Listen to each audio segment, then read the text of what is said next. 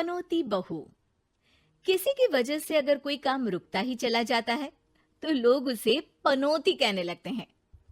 अरे आज हम लोगों की जूस की फैक्ट्री का माल ट्रक में लद कर शहर जा रहा है। डिलीवरी होते ही पेमेंट भी आ जाएगी। लाखों रुपए का माल है। लेकिन थोड़ी ही देर में रितु का पति दौड़ता हुआ आता है। पिताजी, पिताजी, वो जूस से भरा ट्रक पलट गया।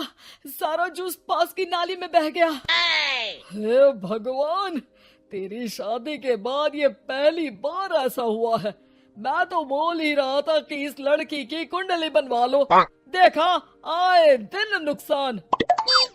बेचारी रितु पर्दे के पीछे से ससुर की बात सुन रही थी, लेकिन करती भी तो क्या, कहती भी तो क्या। अरे रितु, क्यों उदास होती हो? मुझे भरोसा है तुम ही मेरे घर की लक्ष्मी हो। अरे मेरे पैर में चोट लग गई है। रितु जरा चल डॉक्टर को दिखाते हैं। रितु सास के साथ डॉक्टर के घर जा ही रही होती है कि उसका पैर फंस जाता है और वो सास पर गिर जाती है। हाय रे, पहले से पैर टूटा था, अब ऊपर से मेरे ऊपर गिर गई। हे भगवान, उठा ले मुझे भगवान। आये, आये, आये, कोई उठाओ तो मुझे। हाँ सासू माँ, लाइए हाथ दीजिए, यहाँ बैठिए, मैं पानी लेकर आती हूँ। अरे अब तो डॉक्टर भी चला गया होगा। अरे इस लड़की के कारण पता नहीं मैं अपने पैरों पर खड़ी भी हो पाऊंगी कि नहीं। माँ, बहुत घबराहट हो रही है। कल मेरी अपनी खुद की फैक्ट्री शुरू होने वाली है। पता नहीं कैसा रहेगा मेरे लिए बिजनेस। अरे क्यों नहीं बेटा, अच्छा होगा। इतनी लगन और मेहनत जो की है तूने, बस तेरी बीवी का मनहूस साया ना पड़े। अरे जब से आई है कुछ ना कुछ मनहूस होता ही चला जा रहा है। कैसी बात कर रही हो माँ? एक तो वो अपना घर परिवार छोड़कर हमारे लिए यहाँ आई है, और तुम हो कि। दिन बीतते हैं और एक दिन। निकल इस घर से, मैं कहती हूँ निकल। जब से यह लड़की मेरे घर की बहू बनी है, हर जगह घाटा, हर जगह नुकसान। कभी सास का पैर टूट रहा है तो कभी जूस का ट्रक ही गिर जा रहा है। अरे अब तो हद ही हो गई। मेरे बेटे का इतना भारी एक्सीडेंट कि वो कोमा में चला गया। वो तो शुक्र है कि जान बच गई। नहीं नहीं, हम ऐसी लड़की को अपने घर में रख ही नहीं सकते। अब तो रितु को भी लगने लगता है कि वो मनहूस है। वो चुपचाप घर छोड़कर निकल जाती है। चलते चलते रितु एक जंगल में झोपड़ी में पहुंच जाती है, जहां एक साधु तपस्या कर रहे होते हैं। आ गए बेटी, क्यों परेशान होती है? ये तो जीवन का नियम है। इंसान हमेशा नकारात्मक चीजों को ही सुनता, देखता और समझता है। किसी की अच्छाई उसे नजर ही नहीं आती। आपने मुझे बेटी कहा है तो शरण भी दे दीजिए बाबा। मैं आपका सारा काम कर दिया करूंगी, बस आपके जीवन में मेरे जैसी बेटी की वजह से कुछ बुरा ना हो। साधु आंख बंद करके मुस्कुराता है और रितु उनके घर की बेटी बन जाती है। पिताजी, भोजन तैयार है, आकर खा लीजिए। बेटा, जो भोजन तूने बनाया है उसमें सांप का जहर है, वो खाकर मैं मर सकता हूँ। नहीं नहीं पिताजी, खाना तो मैंने अपनी आंखों के सामने बनाया है, यहाँ तो कोई सांप आया ही नहीं। ठीक है, फिर ला मैं खा लेता हूँ। साधु खाना खाने जाता ही है कि खाना रितु के हाथ से गिर जाता है और वो खाना बिल्ली खा जाती है। बिल्ली उस खाने को खाती ही मर जाती है।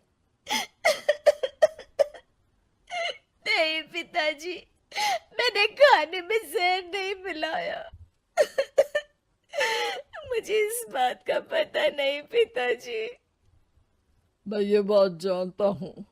खाने में जहर का मिलना और इस खाने का गिरना, ये तो पहले से ही तय था। इसमें तुमने कुछ नहीं किया है बेटी। रितु समझ नहीं पाती कि क्या हो रहा है। वो रोने लगती है और साधु को अपनी सारी कहानी सुना देती है कि कैसे उसके ससुराल वालों ने उसे पनौती मान लिया था। साधु मुस्कुराकर कहता है, बेटी, क्या चाहती हो तुम? क्या तुम जीवन भर यहाँ रहना चाहती हो या फिर अपने ससुराल जाना चाहती हो? पिताजी, मैं ससुराल जाना चाहती हूँ क्योंकि वहाँ मेरी ज़रूरत है। मैं चाहती हूँ कि मेरे ससुराल वाले मुझे पनौती यानी कि मनहूस ना समझे। उन लोगों को पता चले कि मैं उन लोगों का भला ही चाहती हूँ। ठीक है बेटा, ऐसा ही होगा। तो कल मेरे साथ चलना। दोनों अगले दिन रितु के ससुराल जाते हैं, जहाँ साधु के साथ रितु को देखकर सास कहती है, अरे वाह रे करम चली, हम लोगों के घर में तूफान लाकर चैन ना मिला तुझे। जब जादू टोटका करने के लिए ये बाबा बाबा बुलाकर किसी को लेकर आई है।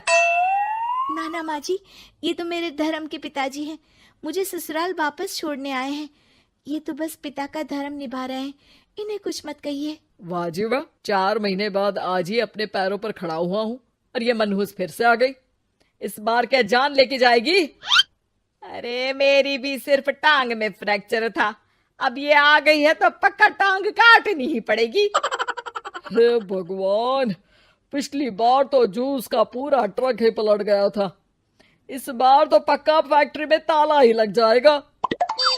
रितु के नए साधु पिता सबकी बात गौर से सुन रहे थे। फिर वो बोल पड़ते हैं, मैं आप लोगों को कुछ दिखाना चाहता हूँ। वो साथ में गोला लाए थे। उस गोला में वो सबको कुछ दिखाते हैं। वो दिन दिखाते हैं जब जूस से भरा ट्रक गिरता है। पास के कुछ जानवर उस गिरे जूस को पीते हैं और वहीं मर जाते हैं। देखो, इस जूस में तुम्हारे फैक्ट्री के मैनेजर ने जहर डाला था। अच्छा हुआ वो ट्रक गिरा, वरना पूरा परिवार जीवन भर के लिए जेल में होता। हे भगवान, तब तो न जाने कितने लोगों की मौत हो जाती इस जूस को पीकर। शुक्र है भगवान का, अनहोनी से बचा लिया। फिर वो दिन देखते हैं जब पति का एक्सीडेंट हुआ था, लेकिन रितु के करवा चौथ के व्रत के कारण वो बच जाता है, वरना तो मृत्यु निश्चित थी। सभी रितु की तरफ देखते हैं। बाबा, मैं तो मनहूस नहीं हूँ। शुक्रिया बाबा, मेरे मन में जीवन भर का बोझ रहता कि मैं इन लोगों के दुख का कारण तो नहीं। नहीं नहीं बेटा, मनहूस तो ईश्वर किसी को नहीं बनाता।